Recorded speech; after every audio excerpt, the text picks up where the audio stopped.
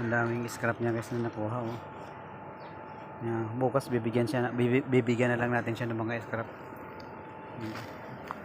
Pagpipilian po natin yung mga gamit dun sa bahay na napapakinabangan pa na hindi na gaanong nagagamit kasi mga stock na, so ibibigay na lang natin dyan sa kanya. Isa po siyang Bangladesh nationality. Ayan. Lumapit po siya sa akin kasi alam niya po na namumulot din po ako ng bote. Ayan, namumulot po tayo ng empty bottle. Yung ipapalit po natin ng points para ibibigay din po natin sa mga kababayan natin pag napalitan ng grocery. This good chic, too much.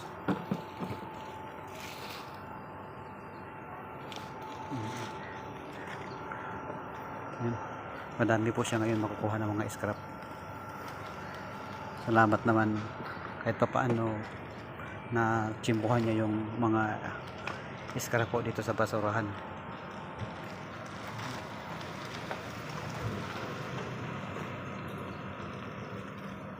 Kalas, scrap?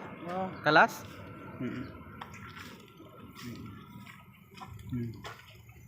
Yung mga pinangbabasura niya, yung scrap.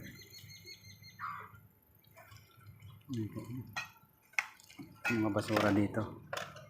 Makakapili ka pa po ng medyo magaganda pa. Yan. What is your name? Anwar? Anwar.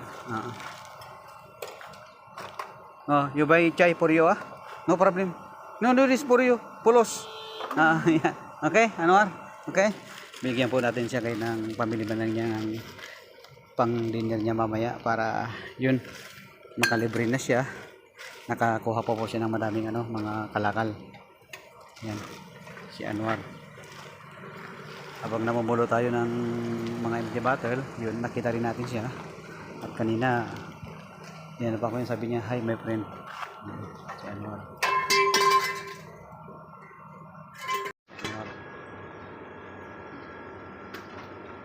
Bigyan po natin siya ng pambili niya makakain. Yan, sipag niya. Okay my friend, bye bye. Okay. Take care. Tomorrow you call me I will give you something. Don't worry Okay. Guys, pinangako natin si Anwar na bibigyan po natin siya bagay po na mga scrap para makadagdag sa kita na rin niya. Kung tutuusin guys, mas malaki yung kinikita niya kaysa sa atin. Dahil lang sa akin po, points lang. Pangpalit po natin ng grocery para sa ipapamahagi rin po natin sa mga kababayan natin. Yan si Anwar. Go? Plastic May dala-dala pa siyang tubo Yan. Si Anwar. Nakagawa na naman tayo guys ng accomplishment sa mga namamasura. Karapat sila po guys yung mga nakikita natin na mas maganda po na sila po yung karapat-dapat na nabibigyan natin dahil nakikita po natin sa kanila kung gaano po sila nagdodobol trabaho dahil sa bukod sa mababa ang sahod nila, hirap din po sila dahil sa pang-araw-araw na kung saan po sila kukuha ng makakain nila. Kaya ang ginagawa nila yung sa mga kalakal nila, yung binibinta, pinapapalit ng pera, tapos yun ang ginagawa nila na pambili po ng sa pang-araw-araw. At saka yung iwan ko kung may trabaho siya, yung sa trabaho guys, yun na rin po yung pampadala niya sa Pilipinas. Oy, alangin. Dito tayo guys sa area. Marami pong mga Bangladesh nationality.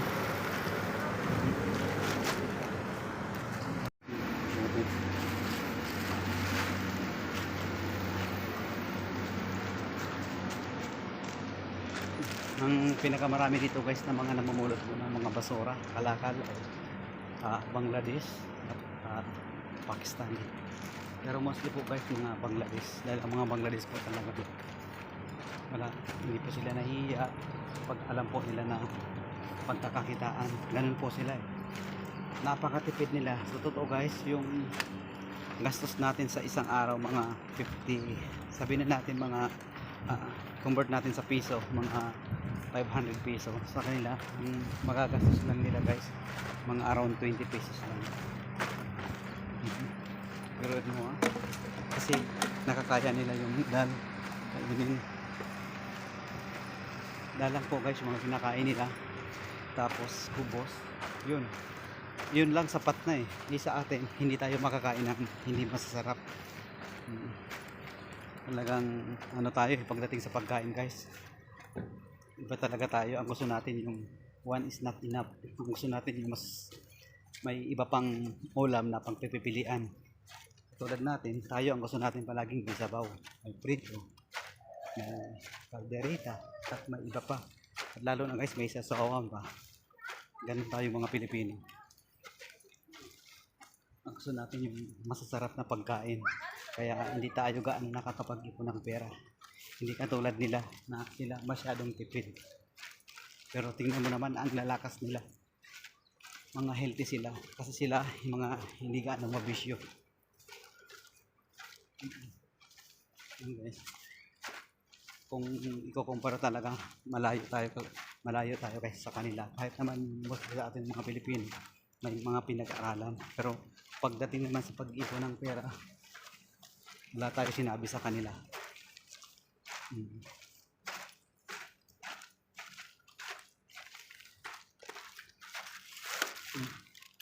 Pulot-pulot, ito lang laking bagay na to. Exercise ang pinaka-importante dito sa akin eh. Yung na-exercise tayo, pinagpapawisan. Laking bagay na to sa akin, tulong na kapag exercise.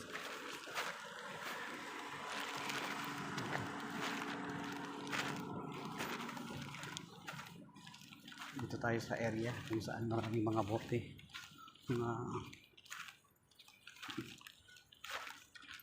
tiis-tiis lang tayo pag abroad. Ngayon nagtitipid tayo pagdating sa pagkain dahil nalinya tayo sa health. Yun, may antibiotic. Basag yata, basag na.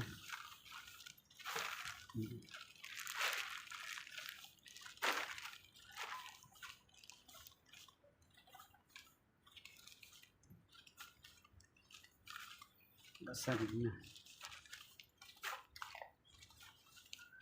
Yun, hindi patag.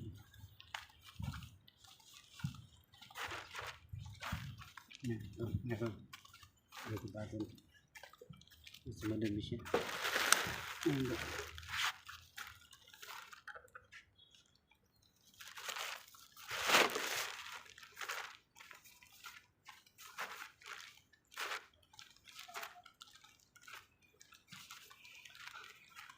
Ako simulat sa pool pa lang guys. Kwento ko lang yung buhay ko magulang ko, mama, at may stepfather ako. Kahit naman may negosyo kami noon, medyo okay naman yung mumuhay namin. Hindi po ako yung gaano umasa sa kanila. Dahil mas gusto ko po yung matuto ako sa sarili kong pamamaraan. Katulad nito, hindi ko naman guys pinagkakaila nung kabataan ko noon. Napakahilig ko talaga mamulot ng basura para magkaroon naman ako ng income na pambili ng mga pagkain, pansit noon. Kaya ito